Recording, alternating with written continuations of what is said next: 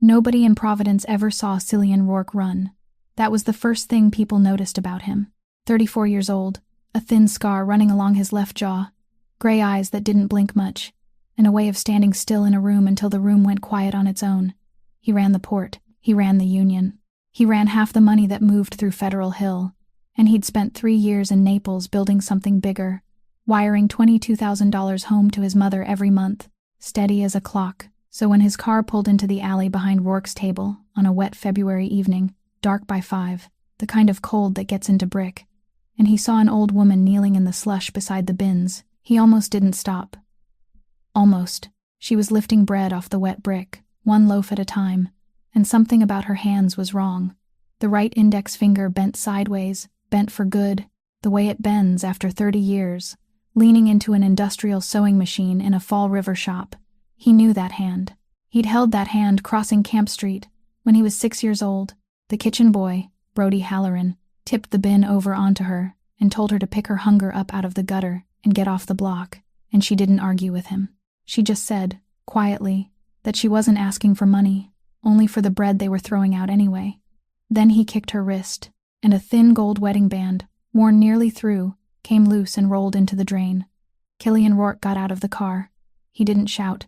Men like him never have to. He said his own name, and the whole alley went still, because in that city the name Rourke lands like a verdict. Then he said the second part, and a man who'd never been afraid of anything in his life went white. The woman you just kicked is my mother. $22,000 a month, 3 years, and still she was on her knees in the snow, asking for day-old bread behind a door with her own son's name on it. The answer isn't what anyone thinks. It isn't only that somebody stole the money. It's that when Cillian finally told her the money existed, she set down her cup, looked at him, and asked him a question that broke him in half. If this story's already got you, hit that like button. It helps more than you know. Share it with someone who needs to hear it tonight. And subscribe, because what comes next is the reason grown men have written in saying they had to pull the car over. Now let's go back to that alley, to a tipped-over bin, a ring in the drain, and the 3 seconds before Cillian Rourke learned what his absence had really cost. He dropped to his knees.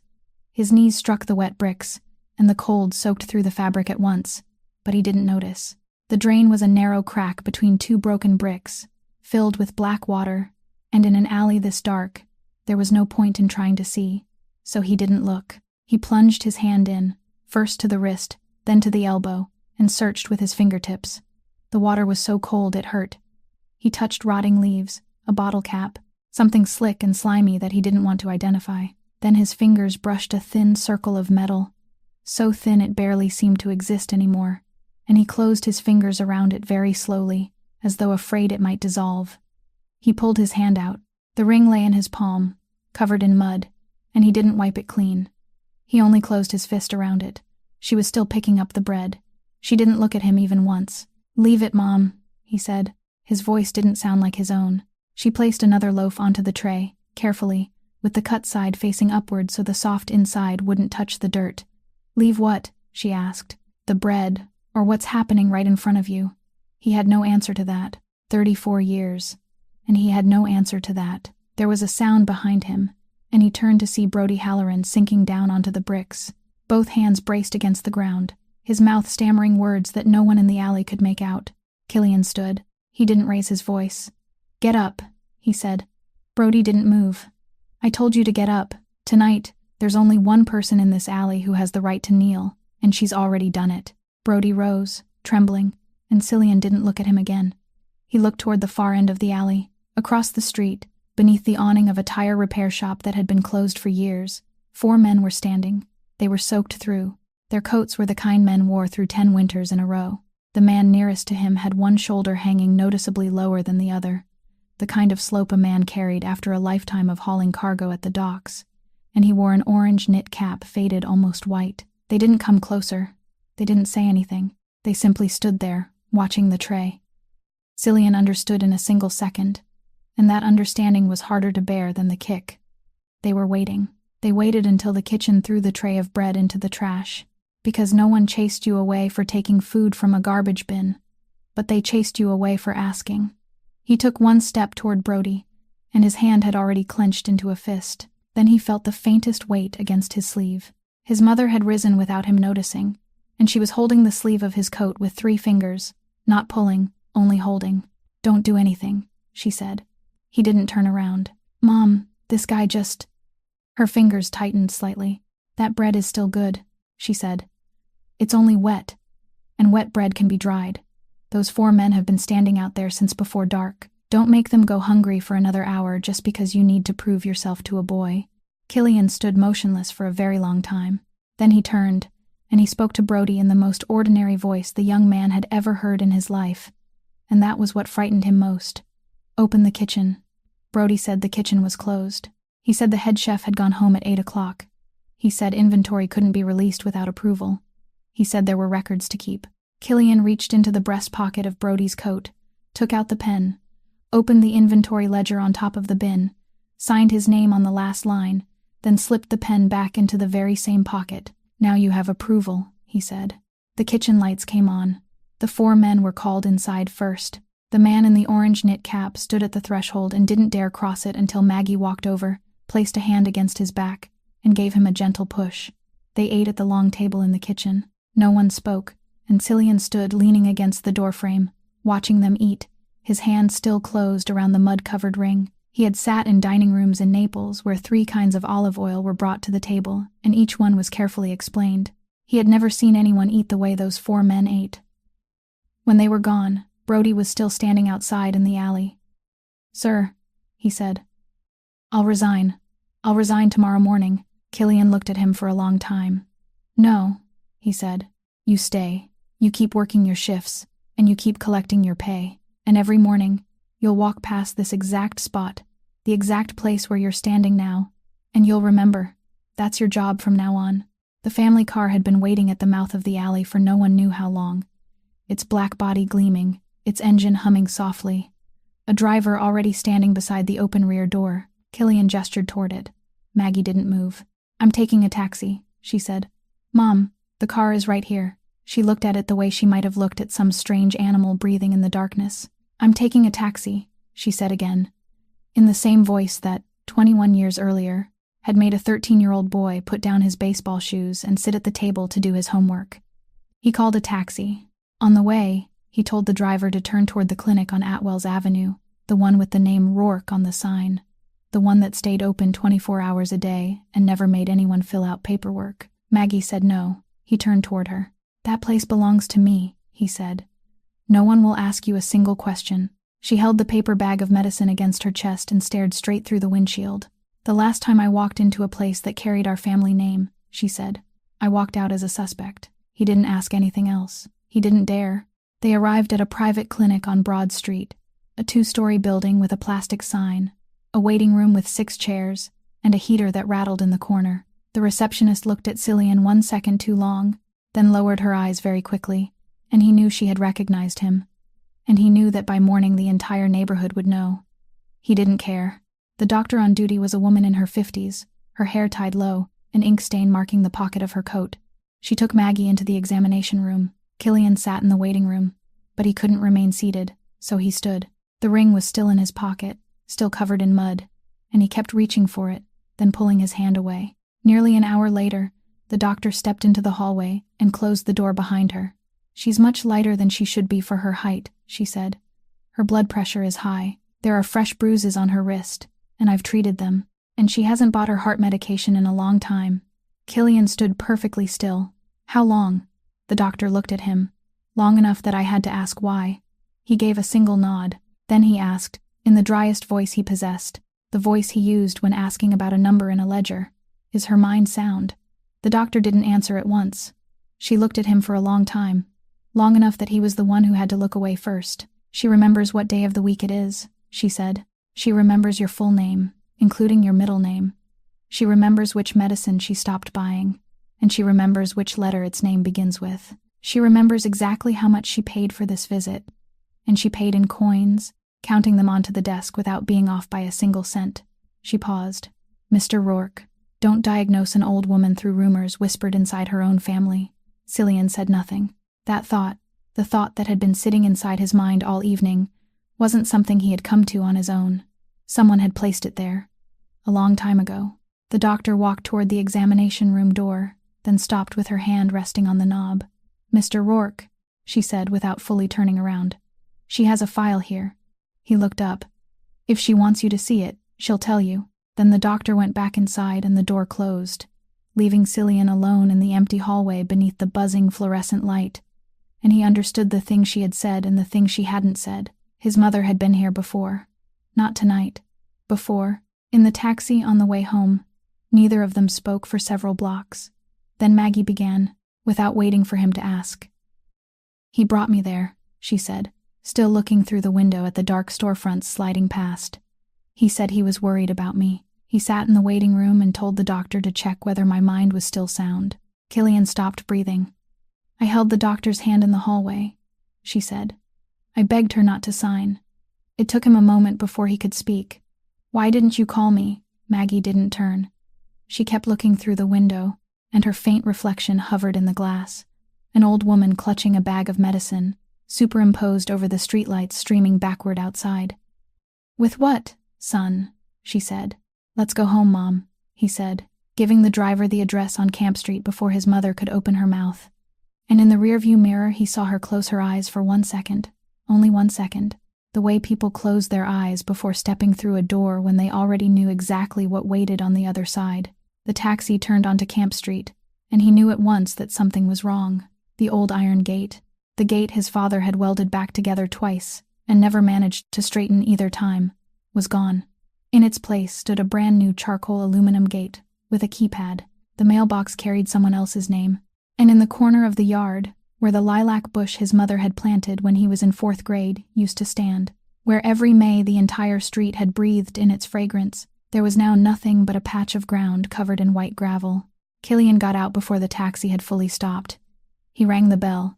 A man of about 40 opened the door wearing pajamas, looked at him, then at the taxi, then back at him, and Cillian gave his name. The man went pale, asked him to wait a moment, and disappeared inside. He returned carrying a file folder and opened it right there on the front steps beneath the dull yellow porch light, his hands trembling slightly. "We bought it legally," he said, "through a broker. It was notarized. I have everything right here." Cillian didn't hear him. He was reading.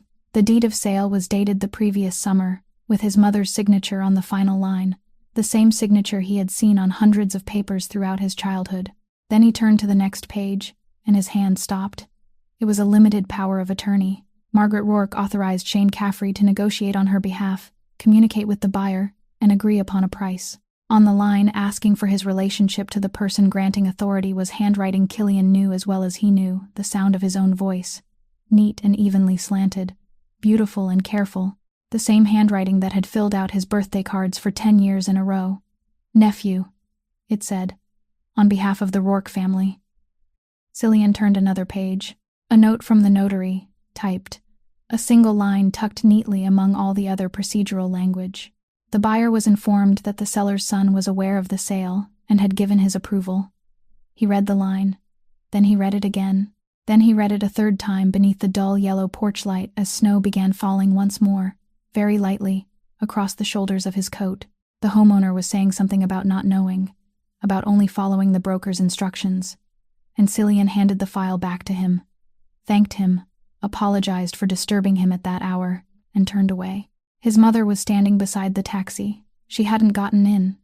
She stood in the snow, clutching the paper bag of medicine, staring at the patch of white gravel in the corner of the yard. "Mom," he said. She didn't turn around. "Did you know he was lying?" A long time passed. Then she said, very softly, "I knew." Cillian could hear the blood rushing in his ears. "You knew," he said. "You knew he used my name to sell your house. You knew he sat at that table and told people I had agreed, and you signed anyway." She turned toward him. Beneath the streetlight, there was nothing in her face that resembled a woman who had been deceived. "I had 2 things to do that January," she said. "The first was to prove Shane was lying. That required a lawyer, documents, people willing to listen to an old woman, and time. I kept books for 30 years. I knew exactly how much time it would take." She paused. "The second was to pay the rent for several families who were about to be thrown into the street that month. That required money. And it was needed before the first." Cillian couldn't speak. "I could only do one of those things," she said. "Had I chosen the first, By the time I proved the truth, those children would have already spent 3 months on the street. She looked at him, and her voice didn't tremble. Hunger doesn't wait for anyone to prove anything, son. It doesn't care who's right. She opened the taxi door and climbed inside. Cillian remained in the snow for another moment, staring at the patch of white gravel where a lilac bush had once grown. Then he got in beside her. All the way back to the apartment on Wickenden Street, neither of them said a word.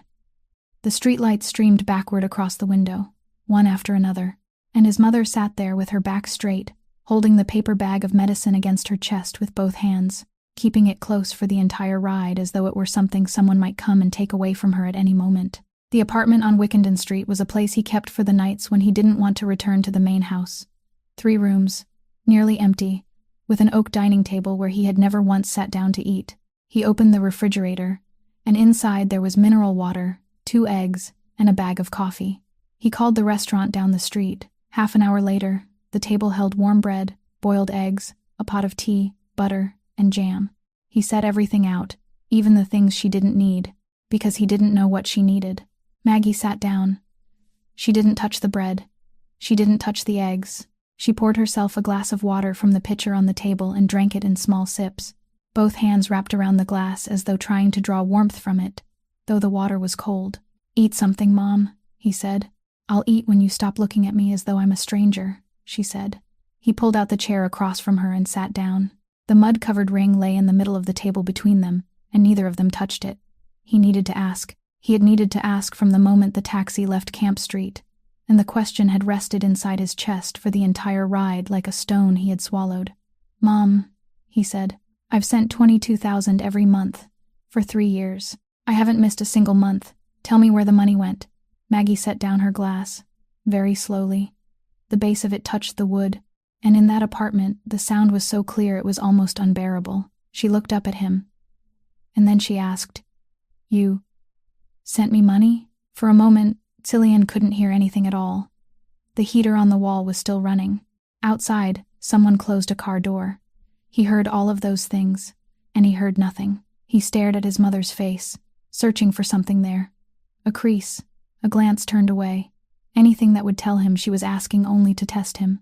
There was nothing. There was only a 62-year-old woman sitting before a plate of eggs she hadn't touched, and she truly didn't know. "Mom," he said, and his voice broke in the middle of the word. 3 years. She lowered her eyes to her hands resting on the table.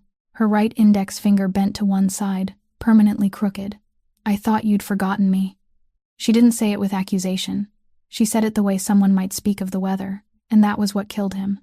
"No," she continued, shaking her head as though she had just realized she hadn't spoken precisely, and she wouldn't allow herself to be imprecise. "I didn't think that. I never thought you'd forgotten me. I thought you were living. I thought you were on the other coast, busy, building something, breathing, eating dinner somewhere with the lights on." She looked up. "That's what I've prayed for every day for 34 years, Cillian. I didn't pray for money. I prayed that you were still alive." He rose from the table because he couldn't remain seated any longer. He walked to the window and stood there with his back to her, and he made a call. His private banker answered on the second ring, though it was nearly 11 o'clock at night in Providence, and he neither knew nor cared what time it was where she was. He gave his name. He gave the file number. He said he needed the complete history of the recurring transfer order, from the beginning, immediately. It took 7 minutes. She spoke into his ear in the calm voice of someone reading figures. The order had gone through regularly. Not a single month had been missed. Not once had it been returned, suspended, or flagged with an error. The money had gone out on the correct date, in the correct amount, for 3 years straight, into one account. Cillian asked for the name of the account holder. She hesitated for the first time during the call. "It isn't under Margaret Rourke's name, sir." He asked who had established the order. She typed. Then she said the name. Cillian stood very still beside the window. Below, a garbage truck passed, its yellow lights sweeping across the glass before disappearing. He had spent the entire evening looking for a thief. He had just realized he had been looking for the wrong thing. No one had taken his mother's money, because his mother had never possessed it to lose. What had been taken was 3 years in which she hadn't known that, once every month, on the exact same day, her son was still thinking of her. Cillian ended the call and remained by the window for a long while, and during that time, His mind did what it always did when a number didn't add up.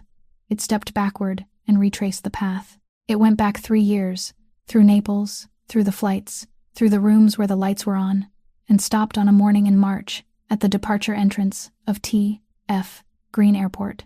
It was still dark, and he was running late. He remembered it exactly. He remembered holding the taxi receipt in his hand, the kind made of thin paper with blurred printing, and he remembered turning it over, laying it against the hood of the car, and writing his mother's account number on the back with a pen borrowed from the driver. He remembered handing that piece of paper to Shane. He remembered Shane taking it, folding it in half, slipping it into his coat pocket, and nodding. And he remembered saying exactly 3 words: "See to it." That was the entire conversation. 3 years of his mother's life, and he had handed them over in 3 words, on a sidewalk, in 20 seconds, because he was afraid of missing his flight. He hadn't asked about it again. He hadn't checked even once. Why would he have checked? The money left on the correct date every month, and in his mind, money leaving meant money arriving. And in his mind, his mother was still living on Camp Street, the lilac bush was still there, and every month a sum of money fell into her account the way snow fell onto a rooftop, steadily, requiring no one to think about it.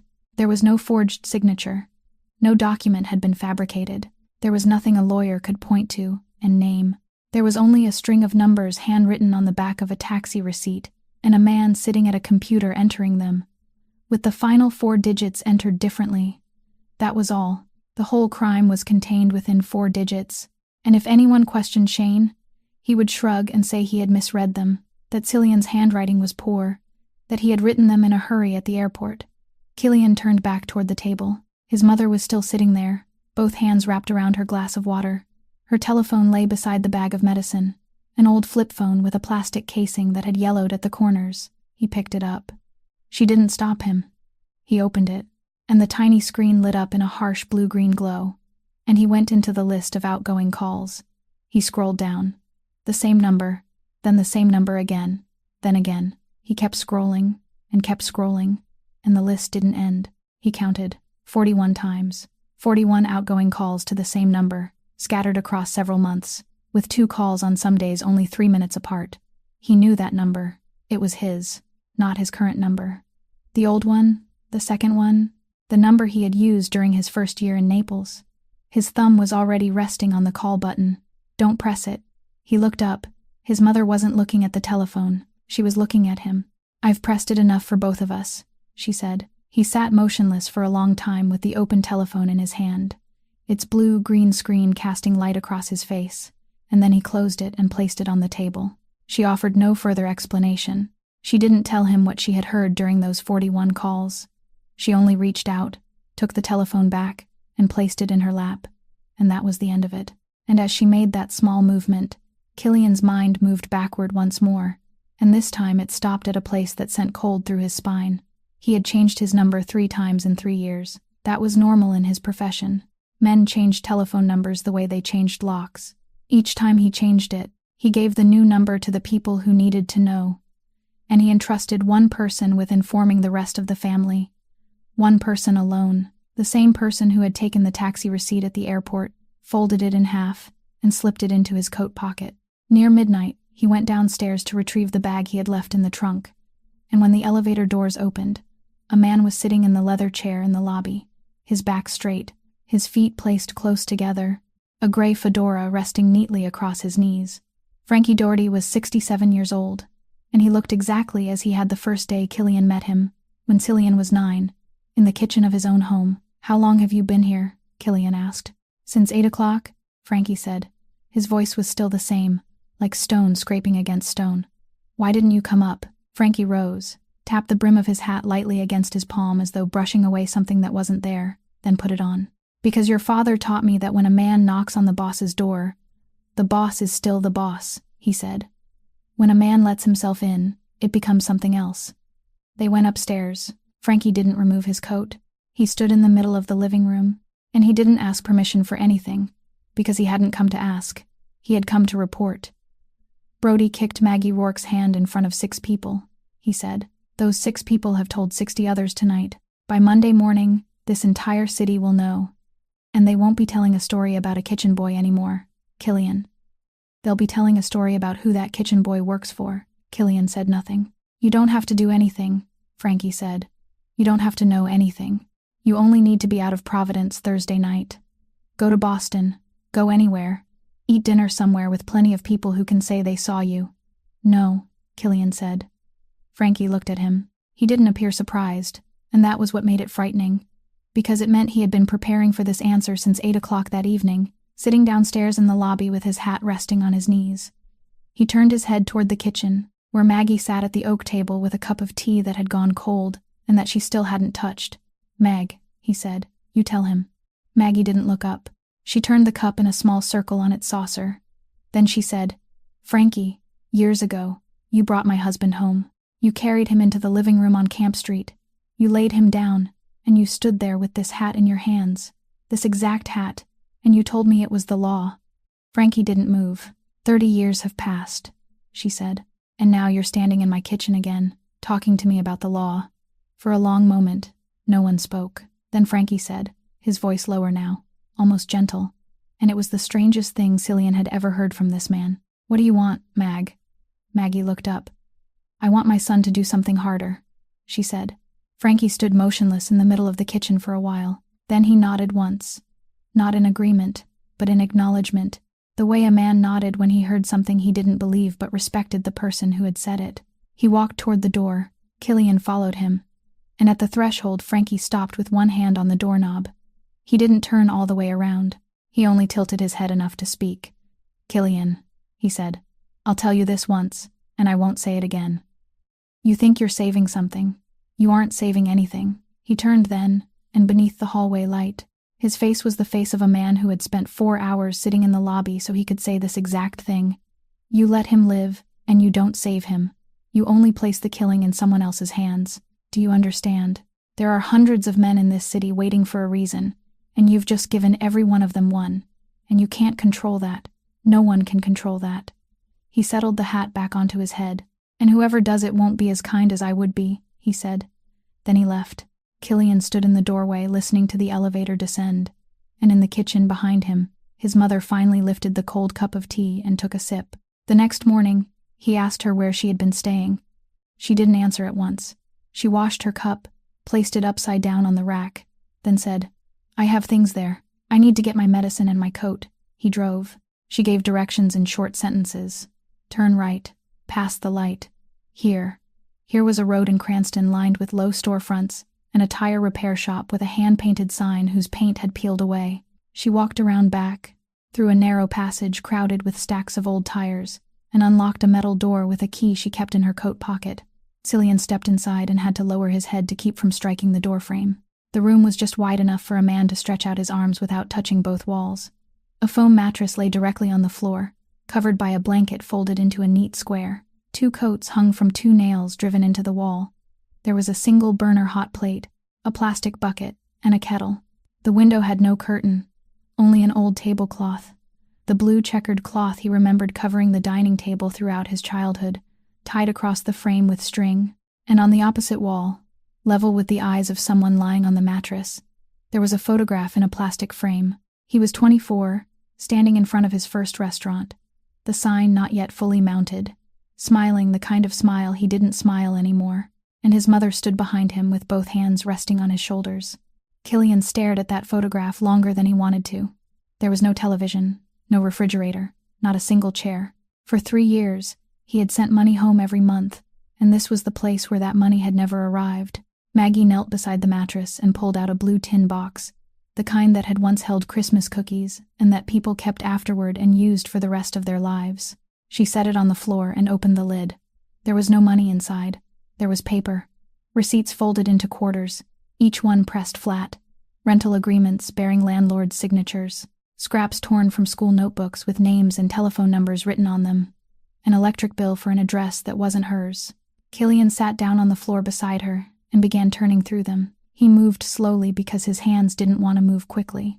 Every piece of paper held a name he didn't know, an amount he didn't know, a month during which he hadn't been there. Then he touched a scrap smaller than all the others, and on it was his mother's handwriting, the straight, even hand of a woman who had kept accounts for 30 years. October 28th, Pelletier, and tucked just behind it, a tiny, torn receipt from a local pharmacy for pediatric medicine, with a single name scribbled in the margin in his mother's faded ink, Josie. Killian stared at the line, and while the dates told him nothing, the name stayed with him. He almost asked, then didn't, because his mother had lifted the lid of the box and was looking into it the way people look down into a well. He set the scrap aside. He would remember it. He didn't know why he would remember it, but he would. At the bottom of the box, beneath everything else, were 3 envelopes. He picked them up. All 3 were sealed. All 3 had stamps. All 3 bore his name and the Naples address, written carefully, the house number clear, the way people wrote an address they weren't accustomed to writing and were afraid of getting wrong. None of them had a postmark. None had been opened. None had been returned.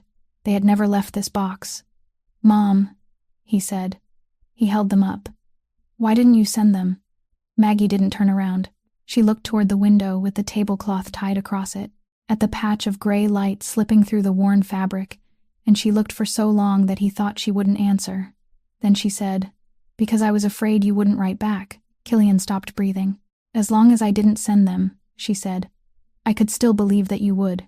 She held out her hand, and he placed the 3 envelopes in her palm. She arranged them again at the bottom of the box, carefully, with the stamps facing upward, then closed the lid. There was a knock on the metal door, 2 taps, then 1, a familiar rhythm. Maggie said, "Come in," without asking who it was. The door opened, and a woman stepped inside carrying 2 paper containers in her arms, steam still rising through their lids. She was about 29, with short brown hair cut unevenly, the kind of haircut a woman gave herself with scissors in front of a mirror rather than paying someone else to do it. She wore a man's coat so large that its shoulders sagged almost to her elbows. She set the 2 containers beside the hot plate before looking up and seeing him. She didn't startle. She simply stood there and looked at him, for a long time. Longer than anyone in Providence would have dared to look at him. And while she stared, Maggie said, "Ruthie, this is my son." Ruthie Pelletier kept looking at him for another moment. Then she said, "The boss." Those 2 words. He had heard them in rooms with wood-paneled walls, at airports, on the lips of men who bowed while they spoke. In this 12-square-meter room, between a foam mattress and a hot plate, they sounded like an accusation being read aloud in court. She opened one of the containers, and the smell of bean soup rose into the air, and that smell in that room tightened something in his throat. "Eat it while it's hot," she told Maggie. "There was some day-old bread today, too, but I left it at the bakery. I'll bring it tomorrow." He asked what she did for work. "Night shift," she said, "at the Vieira family bakery." He asked what her husband did. She closed the lid of the container. "I'm a widow," she said, and she said nothing else. She did not speak of the damp, feverish autumn night that followed, or the small wooden casket they had buried alongside her husband, the one carrying a name she only whispered in the dark, Josie. Not another word. She sat on the edge of the mattress beside Maggie and pulled a blue cloth-bound notebook from her coat pocket, worn at all 4 corners. She opened it across her knees and began writing something with a pencil stub. Killian looked at the notebook. "What do you write in there?" he asked. Ruthie didn't look up. "Everything," she said. "How much does my mother owe you?" Only then did she lift her eyes. "That's not why I carry it." Killian reached into the inner pocket of his coat and took out his telephone. Ruthie snapped the notebook shut. The sound of the cloth covers striking together was very small in that room, but his hand stopped. "Don't insult me," she said. He couldn't say anything. "You think because you can move money quickly, everything has to be settled quickly," she said.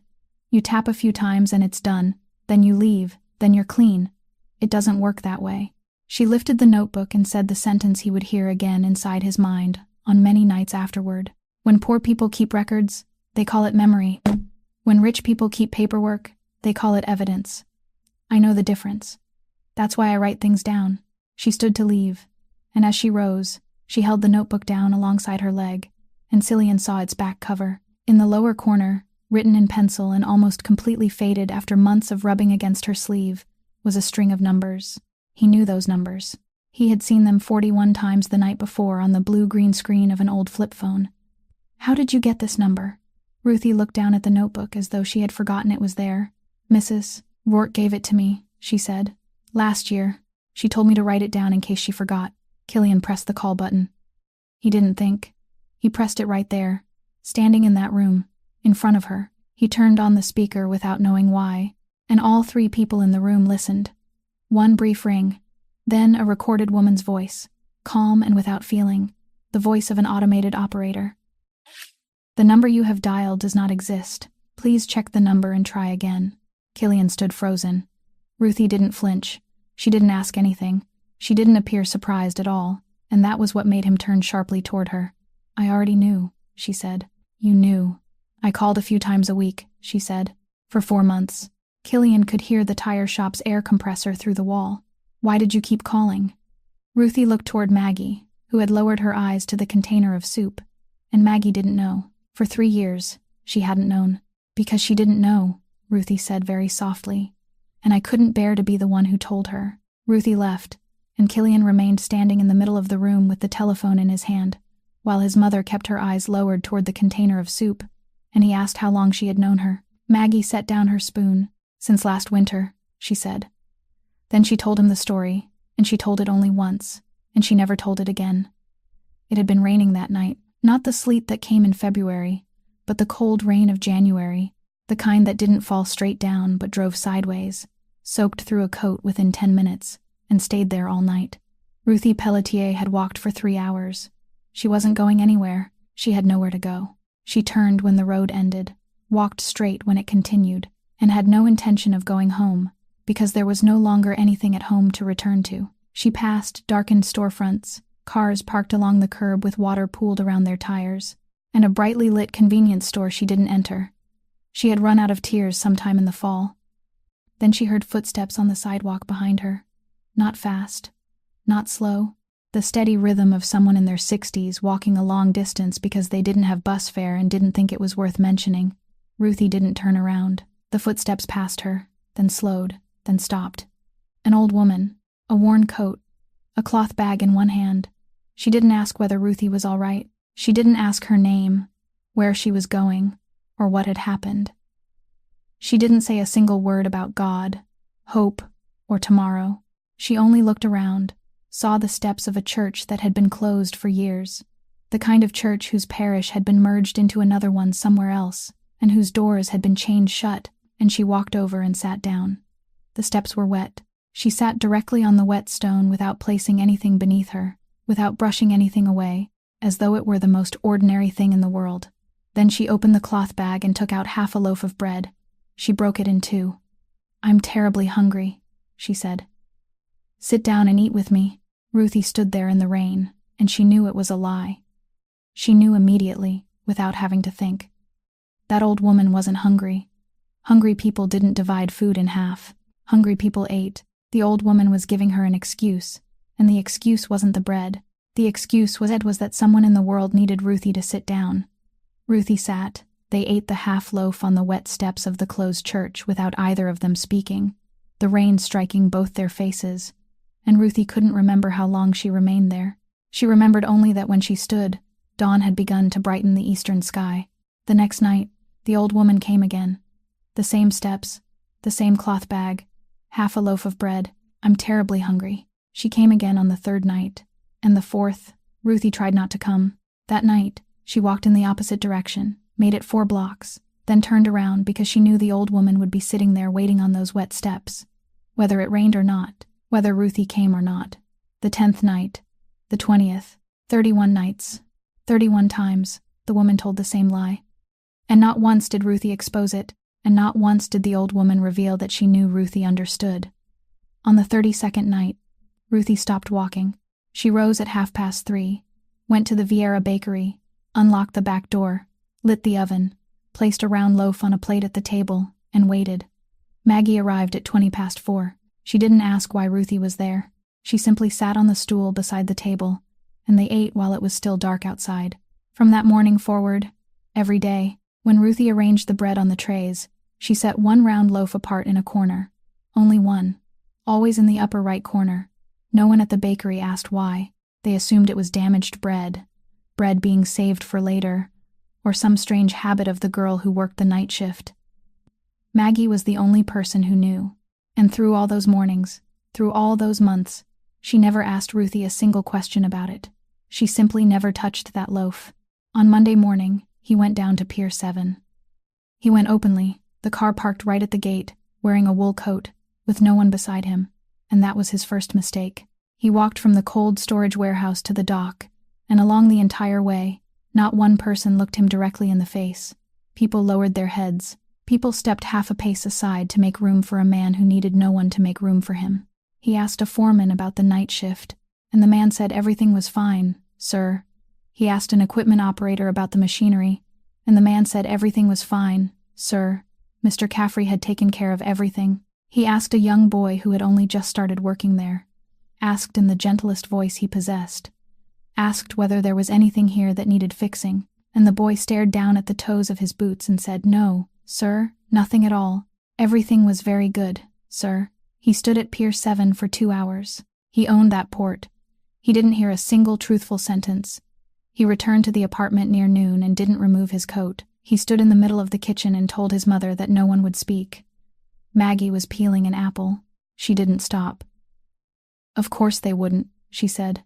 He asked why. She set down the knife. "Son," she said, "you think you went down there to listen, but you didn't go down there to listen. You went down there carrying your name, and that name entered every room half a minute before you did. People don't speak to power. They never have. People speak to the person standing beside them." Cillian asked what he was supposed to do. Maggie picked up the knife and continued peeling. "Wear the oldest coat you own," she said. "Go to the coffee cart by the gate at 5 o'clock in the morning, the Portuguese man's cart. Stand in line. Buy a cup. Then stand there, and don't say anything." He asked how long he should stand there. She didn't look up. "Until you stop wanting to speak," she said. On Tuesday morning, at 10 minutes to 5, Cillian Rourke stood in line at a coffee cart outside the port gate. Wearing a canvas coat he had pulled from the bottom of his closet, the hood raised because the morning was cold, and for no other reason, and no one looked at him. No one looked at him because no one searched for the boss in a line for $2 coffee. He bought a cup. He moved aside, and he remained silent. In 34 years, it was the first time in his life he had stood among a crowd without needing anyone to know who he was. The first thing he heard came from 2 men standing 1 step away, the load brake on crane number 4. One man said it had been making noise since spring. The other said it hadn't started in spring. It had started before that, and it made the kind of sound a man heard once and never forgot. The first man said they had reported it. The second laughed, a short laugh with nothing amused in it, and said, "Report it, then. Go on, keep reporting it." Then they moved on to something else. The second thing he heard came from an old man standing behind him, a man whose shoulder sloped sharply downward, holding his coffee cup in both hands to draw warmth from it. He was speaking to someone about the previous winter. He said the name Pelletier. Cillian didn't turn his head. The old man said, "Mrs. Rourke stood beside that house all winter." The other man said something Cillian couldn't hear clearly, and the old man said, "No one else stood there. Do you understand what I'm saying? Not one other person." Then the line moved forward, and they left. Cillian remained there with cold coffee in his hand. He didn't ask another question. He didn't turn to look at the old man. He simply stood there, and inside his mind was a scrap of paper smaller than all the others, kept inside a blue tin box beneath a foam mattress, bearing one straight, even line written in the careful hand of a bookkeeper. October 28th, Pelletier. On Wednesday morning, he returned. The same coat, the same place, and on Wednesday morning, he heard the sentence that killed him. 3 dock workers were talking about money, and one of them said something about speaking up, and the second asked who they were supposed to speak to. The third said, "The boss?" He didn't lower his voice when he said it. He said it right there in the coffee line, a step and a half away from Cillian. "He's in Italy. He doesn't know anything." Then he shrugged, took a drink, and added the final sentence, saying it in the calmest voice in the world, without anger, without bitterness, only as a fact everyone knew, the way everyone knew winter was cold. And even if he knew, he wouldn't do anything. Cillian dropped his coffee cup into the trash and walked back to the car. He wasn't angry. He waited for the anger to come, and it didn't, because that man didn't hate him. No one in that line hated him. Hatred still required some expectation. People only hated those they still believed might become different. When he reached the apartment, he sat at the table without removing his coat. "I heard them," he said. Maggie was pouring tea. "No one expects me to do anything," he said. That's the punishment, isn't it, Mom? She set down the teapot and pushed the cup toward him. No, son, she said. That's the bill. He didn't ask his mother about that name. He didn't ask Ruthie. He did the only thing he knew how to do properly. He went looking for paperwork. That afternoon, he called the offices of Rourke Marine Services at the far end of the pier, the company whose name appeared on everything at that port, the legitimate front, the part he still thought of as the boring part. He told them to open the records room. He didn't say why. The person on duty heard his voice and didn't ask why. He searched for the accident report first. It wasn't there. The drawer had the correct number, the label bore the correct wording, and inside were 2 meaningless sheets of paper and an empty space. He stood looking at that empty space for a long time, and he wasn't surprised. If Shane was clever enough to enter 4 incorrect digits at an airport, he was more than clever enough to make a document disappear from his own records room. But Rourke Marine Services was the legitimate front. It had to remain clean. It moved cargo through a federal port. It held licenses. Inspectors came every year. Its equipment had to pass certification. And those inspectors didn't care who was who on Federal Hill. They cared only whether every required signature was there. That meant real records existed. The kind of records no one was permitted to make disappear, because making them disappear meant losing the license, and losing the license meant losing the entire port. Killian moved to the next drawer, the maintenance log for lifting equipment. He pulled out the entire file from the previous year and carried it into the cold storage room, the only place with a wide steel table where no one ever came in. He turned on the light. He began to read. He found it on the 11th page, crane number 4. Load break. Fault reported. The report had been made by a morning shift foreman, written in ballpoint pen, the handwriting poor, the wording brief. Brake doesn't hold the load at height. Makes noise during lowering. In the action column were 2 words. Repair completed. Killian turned the page. The following month, the same crane, the same brake, reported by someone else. In the action column, the same 2 words. Repair completed. He continued. The 3rd month, the same brake, repair completed. 3 reports, in 4 months. He sat very still. Then he did what a bookkeeper would do. What his mother had done for 30 years. He searched for corroboration. If repairs had been made, there had to be replacement parts. If there were parts, there had to be invoices. He pulled out the entire file of parts invoices from that year and read every page for 2 hours inside the cold storage room. And during those 2 hours, he didn't find a single brake pad, a single cylinder, or anything else for crane number 4. Not $1 had been spent on parts for that crane during the entire year. Then he searched for the engineer's signature. At that port, any repair to lifting equipment required a certified engineer to sign off on the work, because without that signature, federal inspectors would ask questions, and no one wanted federal inspectors asking questions. He turned to the end of the file. 3 reported faults. 3 claims that repairs had been completed. Not one engineer's signature. Not one line. The box was empty all 3 times, and no one had asked why. Killian stood and went to the final drawer, then pulled out the last file. Equipment maintenance expenses. He knew what he would find before he opened it. The maintenance funds for the lifting equipment section had gone out for the entire year, in full, on schedule, in the correct amounts, into the account of a technical service company in Cranston. He knew the company's name. He had seen it on the contractor list and had never examined it closely, because why would he have examined it closely? He turned to the registration page. The listed representative was a man he didn't know. He turned another page. Shareholders, and there, on the 2nd line, was a name he knew as well as he knew the sound of his own voice. The money had gone out to repair the brake. The brake hadn't been repaired. The money had still gone out. Cillian sat down on the steel chair inside the cold storage room and didn't move for a very long time. Emmett Pelletier hadn't died in an accident. Someone had sold him that brake 3 times and had never delivered it once. Then Killian turned to the final page of the budget file. The page every budget file contained. The annual approval sheet, 1 page, 17 lines, the total at the bottom, and a box for a signature. His signature was inside that box. He remembered that day. He remembered sitting in the back seat of a taxi in Naples with his telephone wedged between his shoulder and his ear, and someone had sent him the file by email, and he had opened it, scrolled to the bottom, signed it, and sent it back, and the entire thing had taken less than 4 minutes. He hadn't read a single line. It wasn't that he had skimmed it. He hadn't read it at all. Killian Rourke sat in the cold storage room with that page in his hand and said nothing. Not one word. He read it again from the first line to the last, slowly, all 17 lines. The thing he should have done during 4 minutes of some afternoon in Naples. Then he folded the paper in half. Then he folded it into quarters. He placed it in the inside pocket of his coat, the pocket closest to his chest. He sat down again. The cooling system overhead ran steadily. His breath rose white in front of him, then disappeared. He remained there until both hands went numb, and he could no longer feel his fingertips, and then he stayed a while longer.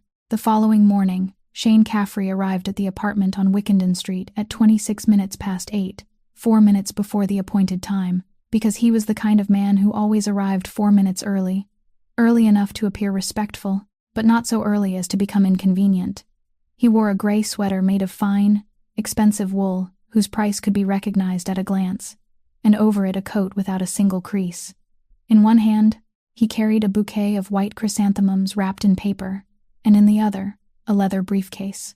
He had brought 2 men with him, 2 men who remained in the hallway outside the door, and that was the difference between him and Cillian, because Killian had gone to meet Frankie the night before, without bringing anyone, and bringing no one was how a man with real power said, "I don't need protection." Shane stepped inside, and the first thing he did was smile at Maggie and hold out the flowers. "Aunt Maggie," he said, his voice warm as though nothing had happened. "Good Lord, you've lost so much weight. Why did you refuse the place I arranged for you?" Maggie didn't take the flowers. He placed them on the table without showing offense, the kind of man who never allowed anyone to see him offended. Then he turned, and as he turned, he nodded to the server who had just brought up the coffee, addressed him by name, asked after his newborn child, and made the man blush because Shane had remembered him. That was Shane's gift. True evil didn't enter a room with horns on its head. It arrived 4 minutes early, adjusted the microphone before anyone had the chance to ask, and greeted everyone by name. Killian sat at the table and didn't rise. "We need to speak like adults," Shane said, pulling out the chair across from him and setting the leather briefcase on his lap. "I know the past few days have been confusing for you. You've only just returned, and you found Aunt Maggie in that condition, so naturally you're shocked. But let me show you this, and then you'll understand why I've had to keep everything quiet for the past year, to protect you and to protect our family name." He opened the briefcase. He took out a file and placed it on the table, turning it so Cillian could read. The first page was a petition for guardianship. Among the procedural documents was a single sheet, one on which Shane rested his finger very lightly, and it stated that Margaret Rourke had voluntarily agreed to an evaluation of her mental capacity. At the bottom was a signature, neat, evenly slanted, beautiful, and careful. "I did it to protect her," Shane said. "When someone her age starts selling her home, giving money to strangers, and sitting outside in the street at night, the time comes when someone has to step in. I didn't want it to become a scandal. I only wanted someone to have the legal authority to care for her sake, and for the name on the restaurant door." Maggie sat at the far end of the table and said nothing. She looked at the sheet bearing her signature, a sheet she had never signed. Shane turned toward her, and his voice changed, only slightly, just enough for a perceptive person to hear it. "Aunt Maggie," he said, "you've always believed that growing older gives you authority in every room you enter. You sold your house. You gave your money to people who knew how to cry in front of you, and now that reality has come knocking, you turn around and blame the people who carried this entire company while you sat writing things down in little notebooks." That was the first time he allowed it to show, only one sentence. Then he managed to smile again, but the sentence had already left his mouth, and it remained on the table between the 3 of them. Killian didn't raise his voice. He had never needed to. "Sit down," he said. Shane faltered. He hadn't realized that he had lifted himself slightly from the chair while speaking. People always rose when they believed they were winning. He sat back down. Killian closed the file and pushed it toward him, neither quickly nor slowly. "You will continue preparing for the party," he said. "You will continue doing everything as usual, but from now until then, you will leave everything exactly as it is. Every file, every email, every log, every invoice from the past 2 years. You won't touch a single page. An independent audit team will come in, not your people and not mine, and you won't contact my mother. No calls, no messages, and no asking anyone else to carry a message for you." Shane opened his mouth, and Cillian continued before he could speak.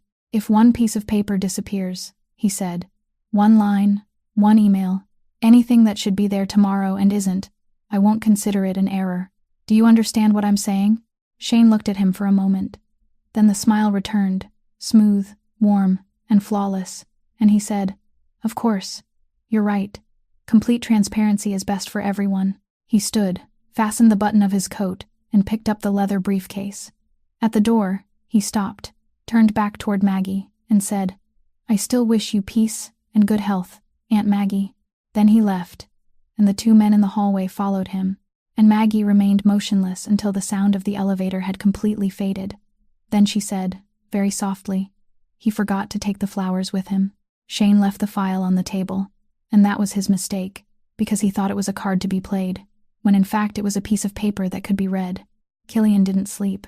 He sat at the oak table from midnight onward, one lamp burning, the file open before him, and he did the thing he did better than threatening people. He stared at a number until it cracked open.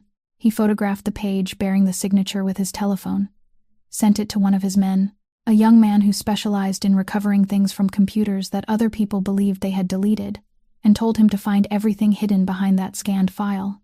The man called back at 15 minutes to 3. Where was this file created? Killian asked. The man read him a series of computer names, and among them was the name of a workstation. And that workstation was located inside the office of the regional director for Providence, which meant Shane's office. Killian wrote it down. Then he bent over the page itself, the physical sheet lying beneath the lamp, and studied his mother's signature. He looked at it for a very long time. It was correct. Every stroke was right. The curve of the first letter, the long tail at the end, the slant. Had he placed it beside 10 genuine signatures of hers? He wasn't certain he could have identified which one was false. Then his eyes stopped. Directly beneath the final letter of her surname, under that long tail, there was a tiny mark of ink. It wasn't a pen stroke. It was a blot, very small, curling at the tip like a fish hook. Killian sat up straight. He knew that mark. He didn't merely think he knew it. He knew. 10 years earlier, when he applied for the license for his first restaurant, the bank had demanded a letter of guarantee, and his mother had sat at the kitchen table on Camp Street and signed it with her old Parker fountain pen, the pen his father had given her, the pen that had leaked ink for years and that she had refused to throw away. That night, it leaked a single drop directly beneath the final letter of her name, and the ink spread, then dried into a small hook. He remembered because he had picked up the letter and said, "Mom, let me get another sheet." And she had said no. The bank needs a signature, not a clean piece of paper, and that little hook of ink had gone into his file with the letter and remained there for 10 years. A living hand could practice a signature until it looked identical. People could learn that. They could trace it. They could copy it through glass. But no hand in the world could recreate an accident. No one could make a pen release one exact drop in one exact place, spreading into one exact shape beneath one exact letter. That hook of ink hadn't been written. It had been copied. Someone had taken the letter from 10 years earlier, placed it beneath another sheet, and traced the entire signature, including the accident beside it, without realizing that the accident was an accident. Killian called the man back. He told him to determine whether this was the only version of the file, or whether something had existed before it. There was silence for a moment, then the sound of typing. Then the man said, "It isn't the only version, boss. There's an older one." "How old?" Killian asked. The man read out the creation date. Killian sat motionless. The date was more than a year earlier. The date came before he had returned. He calculated backward in his head. That date fell during the same season, when a doctor with her hair tied low at a clinic on Broad Street had refused to sign a document because an old woman had taken her hand in the hallway and begged her not to. The guardianship petition Shane had placed on the table that day, the paper he claimed was meant to protect his aunt, wasn't newly prepared. It was the second version. The first had existed more than a year earlier, and it had already failed once in that clinic hallway because his mother had arrived in time and had begged the right person. And Cillian sat in the dark apartment at 27 minutes past 3 in the morning and finally understood what he had been looking at all week without seeing. He had kept searching for money. He had believed this was about 4 digits, about an account number being changed, about Shane stealing $22,000 a month. But Shane didn't need his mother's money. She had no money for him to take. What Shane needed was to silence her. Not for one night. Forever. If he could place her in an institution and attach a label to her that said she was no longer of sound mind, then everything she had ever said and everything she would ever say would change its meaning. If she cried out about workers who hadn't been paid, it was delusion. If she spoke about a break that hadn't been repaired, it was confusion. If she said someone had used her son's name to sell her house, it was a symptom. If she kept records in a notebook, it was the obsession of an old woman. An old woman declared mentally incompetent was no longer a witness. She was only a patient. Shane hadn't intended to steal a sum of money from his mother. He had intended to steal her standing as a human being whose words still counted, and he had begun preparing to do it before Killian had even boarded the plane to Naples. Cillian turned off the lamp. He sat in the darkness for a very long time.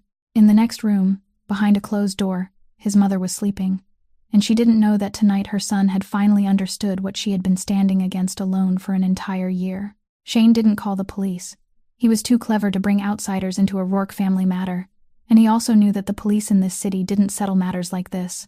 The council did, so he summoned the council. The following afternoon, in the back room of an old social club on Federal Hill, 3 men sat at one end of a long table. Their names were known throughout the city, and no one spoke them aloud. Frankie Doherty sat beside them, belonging to neither side, present because of his age and because of his memory. Killian sat at the opposite end, and between the 2 ends of the table, on a chair placed slightly apart from the others like a defendant's chair, sat Maggie. They had brought her there to put her on trial, not under the laws of the state. Under the laws of the family she had married into 40 years earlier. Shane stood, and he spoke with restraint and sorrow, like a man being forced to do something he didn't want to do. He said she had taken money from the fund the family had established for workers' families. He said she had caused a scene in the street that had set the entire city talking and disgraced the name written above their doors.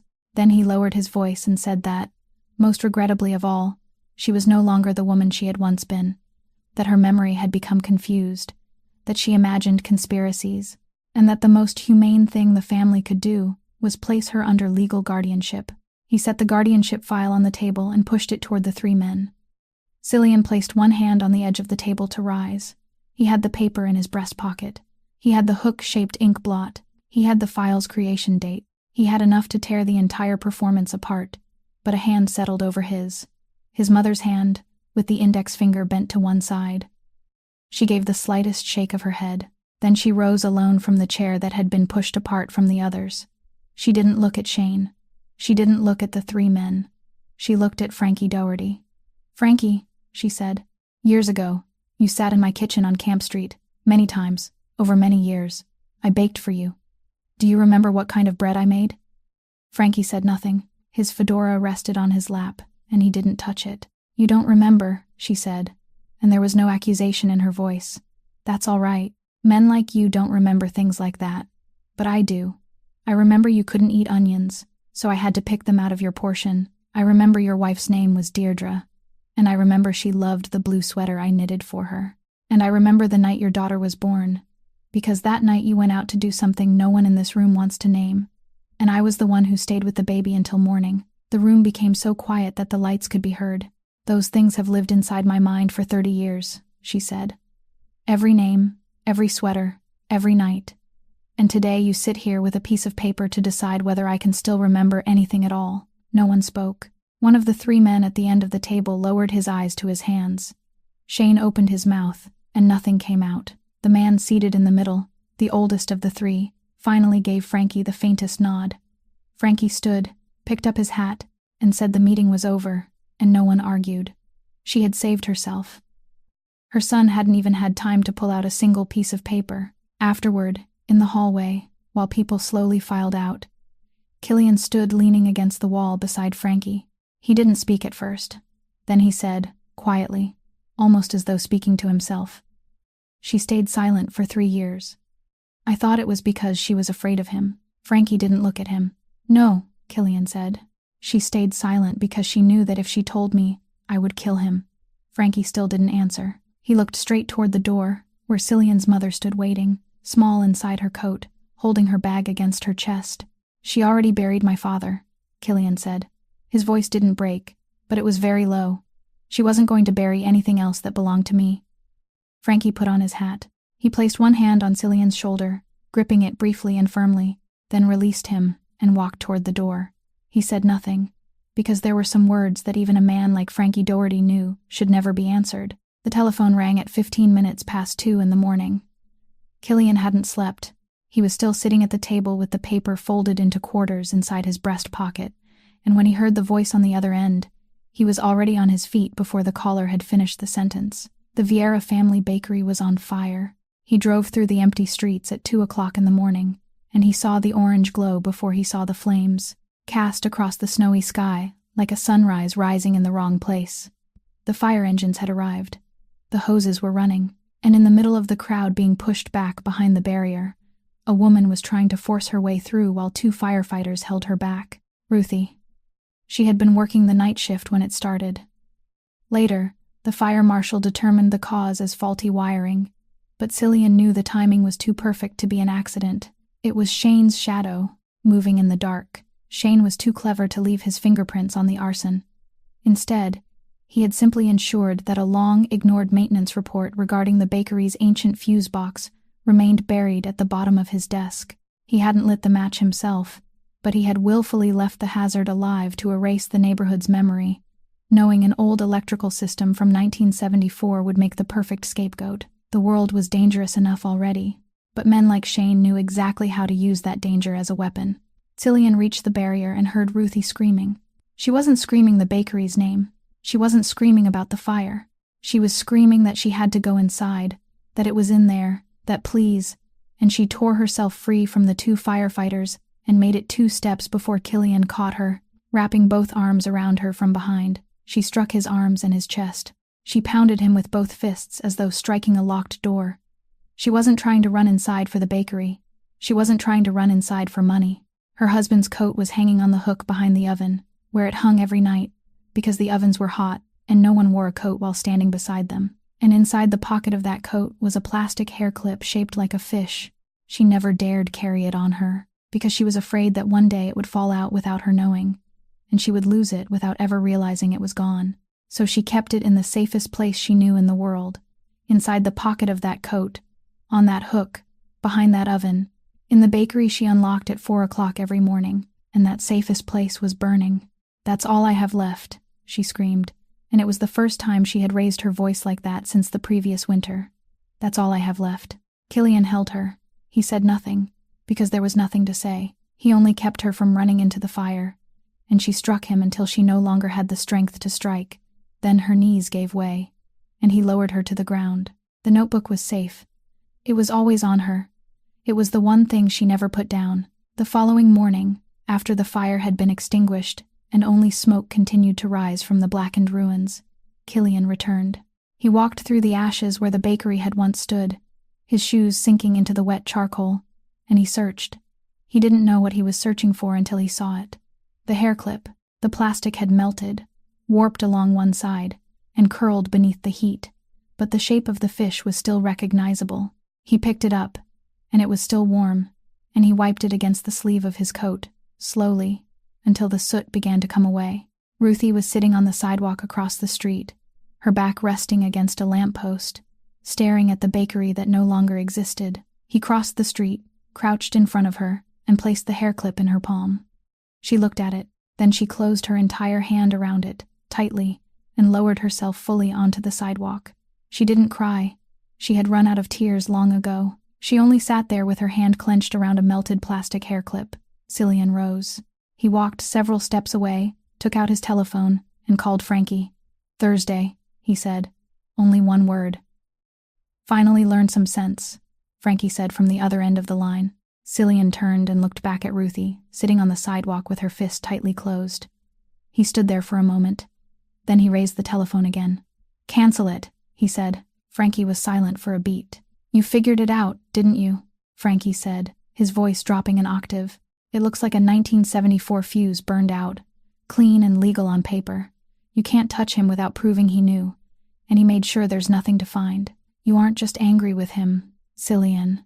You're bleeding because he used the system you built to strike the people you were supposed to protect, and you can't fix it with a bullet." That year, the Port Benefactors' dinner was held in the grand ballroom of a hotel in Providence, and everything had been decorated to make generosity look magnificent. Banners hung high overhead, printed with the smiling faces of workers. White tablecloths covered dozens of round tables. A row of sacks of rice and flour had been arranged beside the stage beneath the words, "Feeding Providence with Honor." 200 guests. Bankers sat beside union leaders.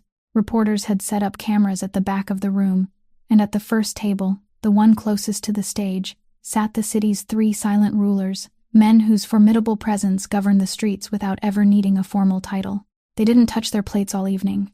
They had come to see one thing, to see whether the son of the Rourke family had gone soft. Shane Caffrey moved through the crowd in a dark blue suit, gliding between tables to offer warm smiles, flashing brief gestures of recognition, and inquiring about family milestones.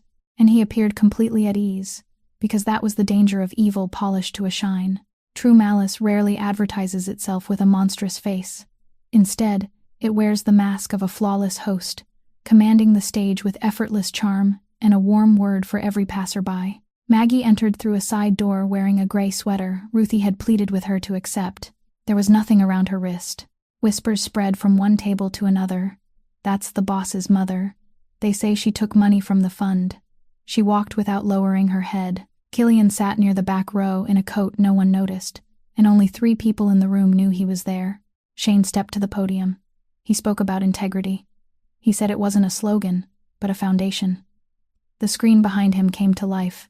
It showed a memorial service he himself had organized for Emmett Pelletier, with flowers, reporters, and a speech delivered by Shane beside an enlarged photograph, while not $1 in compensation had ever reached the dead man's wife. Then the image changed. A photograph of Maggie appeared, taken from the security camera in the alley, but it had been cropped. There was no sign of Brody's raised foot, no snow, no overturned trash bin, only an old woman bending over a pile of bread. Humiliation had been edited into guilt. "Margaret Rourke," Shane said in a sorrowful voice, "you have been given many private opportunities to explain yourself."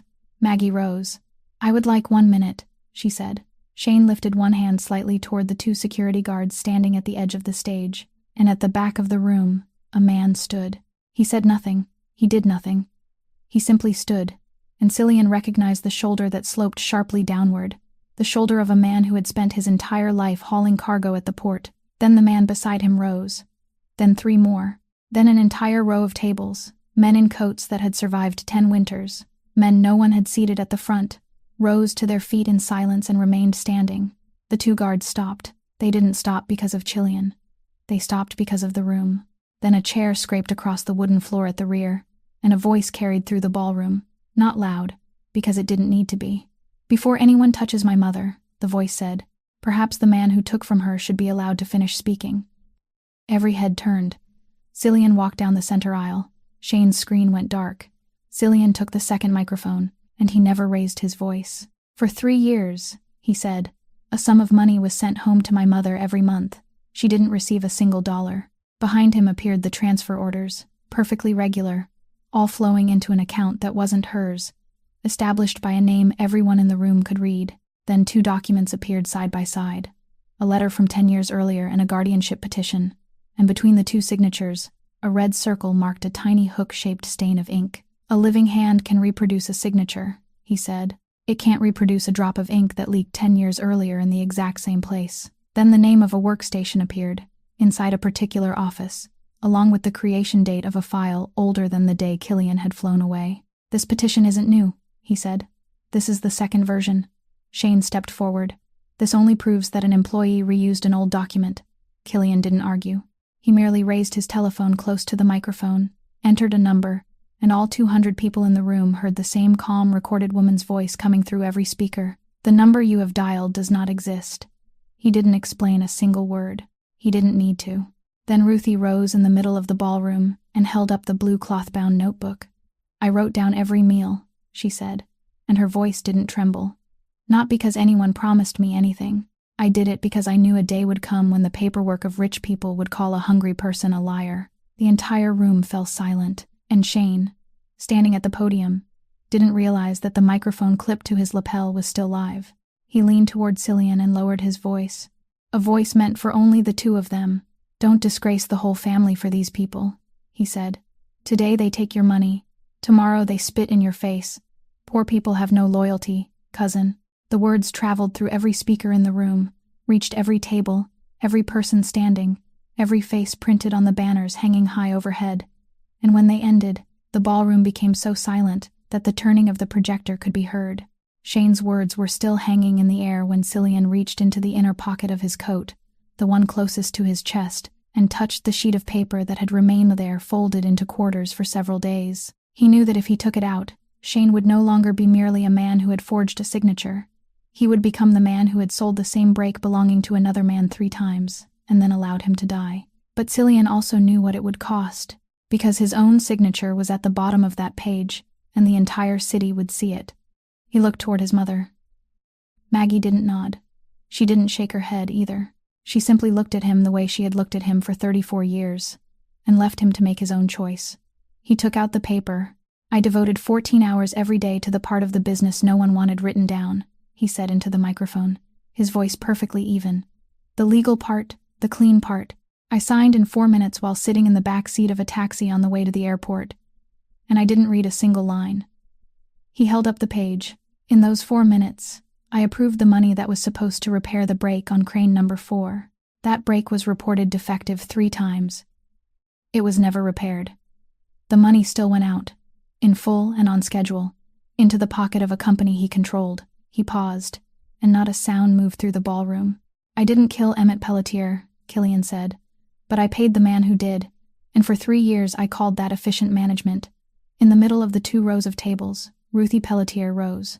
She walked forward slowly through 200 people holding their breath, and no one stopped her. She came to stand before the man the entire city feared, and she slapped him. The sound rang through the silent room. 2 of Frankie's men sprang to their feet at the nearby table. Cillian raised one hand, and they stopped, though they didn't sit back down. Ruthie looked at him, and her voice was dry, without tears. "You just lost everything to say my husband's name aloud," she said. "That's the first thing anyone from the Rourke family has ever done for me." Then she turned, walked back to her place, and sat down. Later, in the hallway, after people had begun filing out and the noise had retreated behind the 2 closed doors, Cillian found her standing alone beside a dark window. He didn't thank her. He didn't offer her anything. He only spoke one name: Josie Pelletier. Ruthie's head snapped up. "I only wanted one more person in that room to say her name aloud," he said. "You've carried that name alone for too long." And Ruthie cried. Not in front of 200 people. Not on the stage. She cried in an empty hallway before a man she had every reason in the world to hate, because at last there was another person alive who knew that her daughter had once existed, that she had once had a name, and that her name deserved to be spoken. Shane Caffrey didn't die. 4 months later, he went to trial, and with the finest lawyers money could buy, his sentence was far lighter than he deserved, because that was how the system worked for men like him. Frankie sat in the car beside Cillian outside the courthouse, watching Shane walk down the steps in a perfectly pressed suit, still remembering the names of the wife and children of the reporter holding a microphone toward him. "You see," Frankie said, "that's why we never use the courts. He'll be out in a few years, then he'll do the same thing to someone else. Can you sleep with that?" Cillian watched Shane for a long time. "No," he said, "but I can sleep knowing I didn't kill him. And that's the only thing my mother has ever asked of me in her life." Cillian lost the dockworkers' union contract to the Barone family, and Frankie told him exactly why. "It wasn't the slap," he said. "People can still retell the slap as a good story. What killed you was standing there in front of the whole city and saying that you signed a paper without reading it. The next morning, those 3 men at the front table will sit together and ask, if he didn't read that, what else hasn't he read?" Cillian made no attempt to win the contract back. Ruthie applied for a loan through an open program, under the same conditions as everyone else. She had to submit documents, undergo review, and she reopened her husband's family bakery in Woonsocket. When Cillian offered to make the process move faster, she only shook her head and said that help based on personal connection was just another form of corruption. Maggie moved into a small house that Cillian didn't place before her as a gift. He took her to see it, showed her the price, and asked what she wanted, and she chose the smaller bedroom because it received the morning sunlight. Every Friday evening, Cillian called her himself, without an assistant, without anyone in between. Some nights they spoke for a long time. Some nights she only asked whether he had eaten dinner. Then one evening, near the end of winter, he drove her back to the old alley behind the restaurant. The gate had been repainted, but the mark in the cement where the bread had once fallen was still there. A young delivery boy pushed a cart through. One crate caught against a metal edge, and the entire tray of bread spilled onto the ground. The boy froze. "Please don't take it out of my wages," he said to the manager. The crate caught on the edge. "I didn't do it on purpose." Before anyone could answer, Maggie bent down. She began picking up each clean loaf and placing it onto a tray. Killian removed his coat and knelt beside her. The delivery boy stared at him in disbelief. "Mr. Rourke, sir, you don't have to do that." A round loaf rolled to Cillian's feet, and he picked it up, brushed the thin layer of dust from its crust, and placed it on the tray. He didn't know what that round loaf meant, but some people did. No one laughed. No one kicked anyone's hand. No one called hunger filthy. When all the bread had been gathered, weighed again, recorded in the ledger, and handled according to the new procedures, the delivery boy signed the report, and not 1 cent was taken from his wages. Maggie washed her hands beneath the outdoor faucet, and Cillian stood beside her. "Mom," he said, "did I do it right?" She dried her hands very slowly. "You've only done a few things better," she said. "Only a few things." A person who believes he has finished learning how to respect others has already begun to become dangerous. She looked toward the gate, where the evening traffic was flowing past Federal Hill. "Keep listening, son," she said. "That's how you move forward. What remains after this story isn't the tale of a powerful man finally exposing a traitor, because power can hire auditors, lawyers, and investigators. The harder lesson is that a man can send money home faithfully every month and still abandon his mother inside silence, because he confused providing for someone with being present, and an evil man used that very distance as a place to hide. Respect isn't proven through charity banners, expensive gifts, or speeches about helping the poor. It reveals itself in how we treat the person who can offer nothing to our ambitions, the worker whose name will never appear in a report, and the person standing at a gate with empty hands. When a human being has to bend down and beg for food, food isn't the only thing they lack. They need to be seen, they need to be heard, and above all, they need to be treated as human.